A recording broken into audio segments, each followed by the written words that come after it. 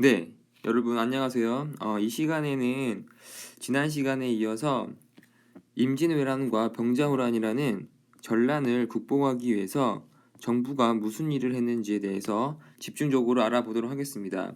먼저 흐름을 알아보겠습니다. 첫 번째로는 조선 후기라는 말이 계속 나오는데요. 조선 후기가 어떤 것을 의미하는지 알아보고요.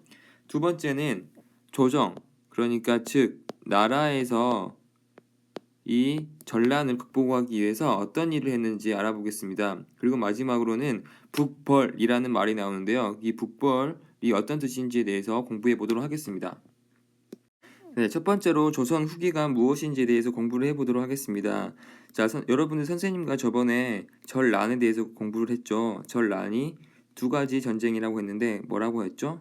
네, 첫 번째는 임진왜란이라고 했죠. 두 번째는 청나라가 쳐들어온 병자호란이라고 했죠. 자, 이 두 가지 전쟁을 전란이라고 했습니다. 자, 우리가 여러분들이 5학년 2학기 때 배운 역사 있죠. 그 역사가 조선 전기까지 있었던 일입니다. 그러니까 전란 이전에 있었던 일이고요. 자, 여러분이 선생님과 6학년 1학기 때 공부할 내용이 조선 후기입니다. 자, 그러니까 여러분들 앞으로 교과서에 조선 후기라고 나오면은 전쟁 이후의 이야기구나라고 여러분들이 생각을 하게 됩니다. 자, 여기에서 여러분들이 알아야 될 것들이 자, 조선 후기 왕들입니다. 자, 임진왜란이 누구 왕 때 일어났죠? 네, 여기 선조입니다. 선조 때 임진왜란이 터지고 나서 임진왜란이 끝나고 선조가 죽게 됩니다. 그래서 선조의 아들인 광해군이 왕위를 물려받게 되는데 광해군이 명나라를 멀리하고 청나라를 가까이 하자 청나라가 다시 청나라를 가까이 하게 되죠. 그러니까 그것을 보지 못하는, 그러니까 그것을 싫어하던 신하들이 반란을 일으켜서 광해군을 유배 보내죠. 자, 그래서 세운 왕이 자 인조입니다. 근데 인조는 청나라를 되게 싫어했습니다. 그럼 청나라가 싫겠죠. 청나라가 이제 짜증이 나서 조선을 쳐들어온 거죠. 자, 청나라 조선을 쳐들어온 전쟁을 뭐라고 하죠? 네, 병자호란이라고 하죠. 자, 이때 포로로 끌려간 인조의 두 아들이 있었습니다. 자, 인조의 아들이 있었는데, 자, 한 명은 소현세자라는 인조 다음으로 왕위를 물려받을 그러한 왕자였고요.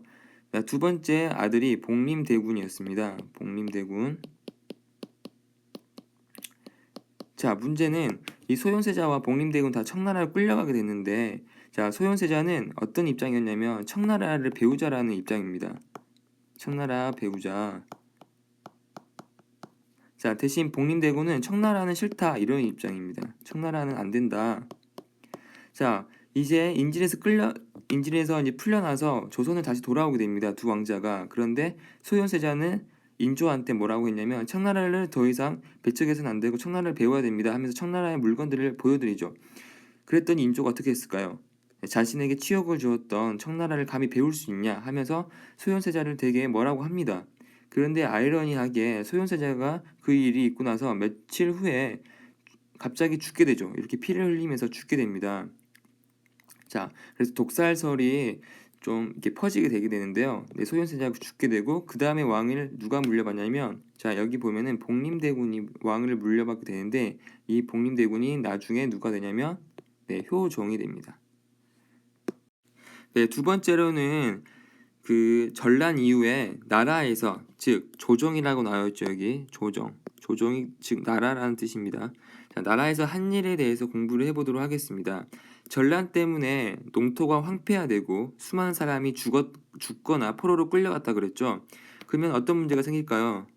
네, 나라의 재정 즉 돈이 부족하게 되겠죠. 그러면 이 돈을 늘리기 위해서는 어떻게 해야 될까요? 각 지역에 농토가 얼마만큼 있는지 토지를 조사해야겠죠. 그 다음에 각 지역에 사람이 얼마만큼 살고 있는지 인구를 조사해야 되겠죠. 자, 이렇게 해서 토지 조사와 인구 조사를 통해서 돈을 늘리려고 나라에서 노력을 했습니다. 그 다음에 두 번째는 여러분이 꼭 알아야 될 용어가 있는데 이 대동법입니다. 자, 옛날 사람들은 자기 지역에서 나는 특산물을 여기 특산물이 있죠. 특산물을 양반이든 그 다음에 서민이든 다 똑같은 양을 왕한테 세금으로 바치는 그런 게 있었습니다. 근데 이게 부담이 매우 컸습니다. 왜냐하면 양반도 100, 서민도 100 똑같은 양을 내면 부담이 똑같아지니까 불평등하다고 생각하겠죠. 자, 더군다나 자기 지역에서 나던 특산물이 갑자기 나오지 않는 경우가 생기면 이것을 누군가에게 꼭 사야 되는, 비싼 돈 주고 특산물을 사서 그것을 바쳐야 되기 때문에 매우 힘든 삶을 살 수밖에 없었습니다. 그래서 이 대동법이라는 것을 실시하려고 했었는데요. 이 대동법이 무엇이냐면 더 이상 이 특산물을 내지 않고요. 특산물을 내지 않고 특산물 대신에 이 쌀을 내는 거죠. 근데 쌀을 내되 어떻게 내냐면 토지 면적에 따라서 냅니다. 즉 어떻게 되냐면 자, 양반 있죠. 자, 양반은 땅이 이만큼 많겠죠. 서민들은 이만큼 있겠죠. 그러면 양반들은 쌀을 이 닭이 자신의 토지의 크기만큼 쌀을 내고 서민들은 적은 토지를 갖고 있기 때문에 이 쌀을 적게 낸다는 거죠. 그러면은 서민 입장에서는 공평하다고 생각을 하겠죠. 양반들이 더 많이 내니까. 자, 그런데 누가 반대를 했을까요? 자, 양반들이 반대를 했겠죠. 자, 양반들 반대를 해서 전국적으로 실시하는 데까지 몇 년이 걸렸냐면 100년 정도가 걸렸다고 합니다. 그만큼 양반들이 세금 많이 내는 것에서 반대를 많이 했다는 거겠죠. 자, 두 번째로 여러분들이 알아야 될 것은 이 아저씨인데 이름이 뭘까요? 네, 허준입니다. 허준이 동의보감이라는 것을 제작을 하였습니다. 이 동의보감은 우리 땅에 나오는, 그러니까 중국 땅이 아니라 우리 땅에 나오는 약초를 소개하고 질병에 대한 치료법을 정리를 하였습니다. 그 이전까지는 중국에 나오는 약초를 소개하는 책들만 있었는데 그러지 말고 우리 땅에 나오는 약초를 소개하고 치료법을 소개해보자라는 생각으로 허준이 동의보감을 만들었고요. 그 밖에 나라에서는 궁궐이 파괴됐겠죠. 그럼 궁궐도 다시 짓고요. 성도 다시 짓습니다. 그 다음에 이 사고라고 나와 있죠. 사고가 무엇이냐면 여러분 그 왕에 대한 기록 있죠.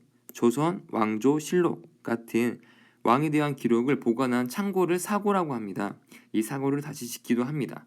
그 다음에 통신사라는 것을 일본에 보내게 되는데요. 자, 이 그림이 통신사 그림입니다. 자, 한번 봐볼까요? 네, 보면은 자, 일본이 도요토미 히데요시가 죽고 나서 다른 사람이 정권을 차지하게 됩니다. 이 정권을 차지한 사람들이 우리나라 왕에게 통신사라는 것을 요청을 하게 되고 우리나라 사람들은 수많은 사람들이 가서 일본의 우수한 문물을 전수해주는 그런 역할을 하게 됩니다. 이러한 사람들을 통신사라고 합니다. 통신사 꼭 알아주기 바랍니다. 자, 세 번째로는 북벌론이라는 것에 대해서 공부를 해보도록 하겠습니다. 여기 사진을 볼까요? 자, 여기 무릎을 꿇고 있는 왕이 한 명 있습니다. 이 왕의 이름이 무엇일까요? 네, 이 왕의 이름은 인조입니다.